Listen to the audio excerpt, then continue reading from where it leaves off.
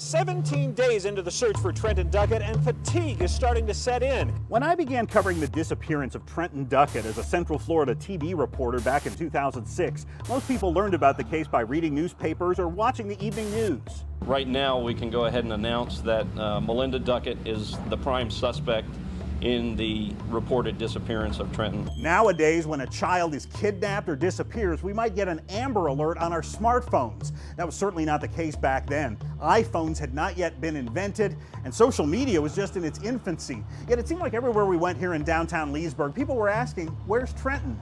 That was also true among the Armchair Sleuths.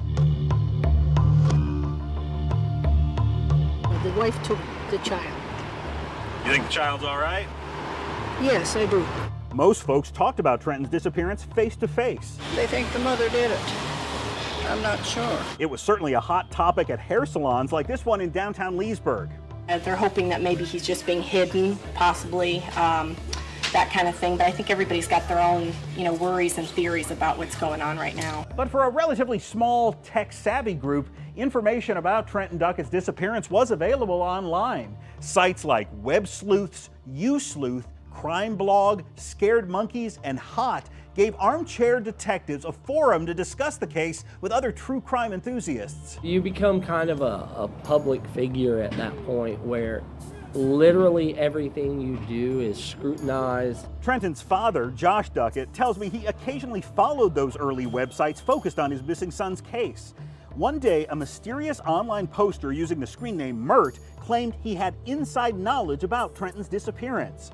Mert suggested that around the 12th of January, this was back in 2007, there would be a major break in the Duckett case. That morning, Mert posted this startling message addressed to Trenton's caretaker that read, "I now know why Melinda trusted you to take care of Trenton."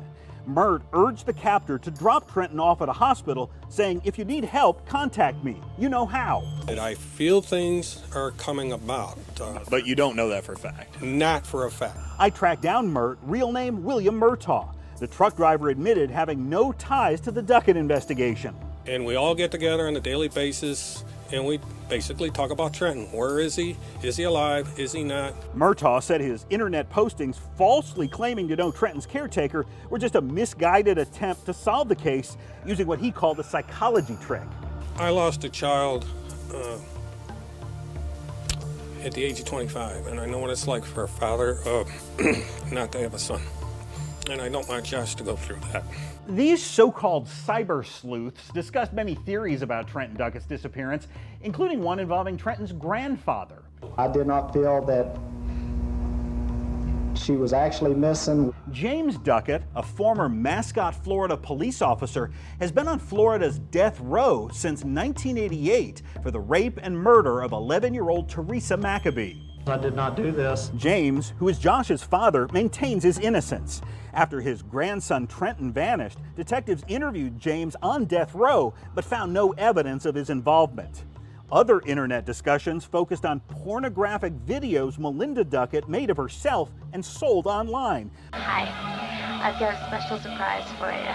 But again, police say they found no connection between those adult videos and Trenton's disappearance. As the missing child case was being dissected online. Where were you? Why aren't you telling us where you were that day? You were the last person to be seen with him. CNN talk show host Nancy Grace was bringing the case to a national audience. Basically just shopping, going around, driving. Shopping where?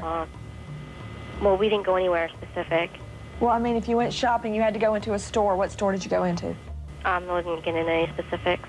The day after this interview with Melinda was recorded, but before it actually aired on TV, Melinda killed herself inside her grandparents' home. Melinda's family later filed this lawsuit against Nancy Grace and CNN, claiming that confrontational interview drove the 21-year-old mother to suicide. You look for somebody to blame.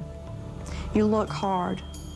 I do not feel that our show is to blame for what happened to Melinda Duckett. While defending the lawsuit, attorneys for CNN and Nancy Grace learned about this script that Melinda had written on her computer before the interview was taped. Now, they argue that this script, which is basically a list of talking points, proves that Melinda was well prepared for the questions Grace would ask her. I'm hoping very much to reinvigorate the search for Trenton. Shortly before the lawsuit was filed, Grace traveled to Leesburg, Live at Team Trenton headquarters. where she broadcast her show. Hopefully, more tips will be coming into the tip line. While critics say Grace's involvement in the case was done for TV ratings, Josh believes she genuinely wanted to help find Trenton. To me, she's awesome. Love her to death to this day. Melinda's family later reached a settlement in the lawsuit, saying the parties now agree that Nancy Grace, the producers of her program, and CNN engaged in no intentional wrongdoing in the course of dedicating a program to finding the missing toddler. As part of that settlement, CNN agreed to pay $200,000 for the sole purpose of locating Trenton Duckett. That money was later given to the National Center for Missing and Exploited Children. Every few years, the nonprofit publishes a new age-progressed photo of Trenton. This is what he might look like today as a young adult. Could Trenton still be alive? Shortly after the toddler disappeared, a new witness came forward that seemed to turn the investigation upside down. But for sure, she called him Trenton, and you guys discussed the name Trenton. This witness raised the possibility that Melinda Duckett may have given her son away to someone else. Next on Where's Trenton, we explore the handoff theory.